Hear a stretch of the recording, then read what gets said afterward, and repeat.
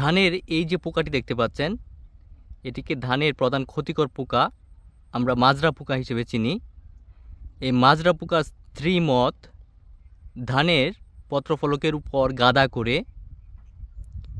প্রায় 150 থেকে 160টি পর্যন্ত ডিম দিয়ে থাকে এবং 6 থেকে 7 দিন পর এই ডিম ফুটে কিরা বের হয়। কিরা বের হয়ে ধান জমির কাণ্ড বরাবর ছিদ্র করে ভিতরে কিরা ভিতরের যে নরম অংশ সেই নরম অংশ খায় এবং নরম অংশ খেয়ে ধানে দুটি লক্ষণ প্রকাশ করে, সেটি হচ্ছে মরা ডিগ লক্ষণ এবং সাদা শীষ লক্ষণ। যদি ধানে শীষ আসার পূর্বে এই মরা ডিগ লক্ষণ দেখতে পেলে ধান খড়ের বর্ণ ধারণ করে নিচের দিকে মরে বসে যেতে থাকে। তো এই ক্ষেত্রে আপনাদের মাজরা পোকার লক্ষণ দেখা মাত্রই আপনাদের জমিতে 30 থেকে 40 ফুট পর পর পার্চিং দিয়ে দিতে হবে, অর্থাৎ পাখি বসার জন্য খুঁটি পুঁতে দিতে হবে।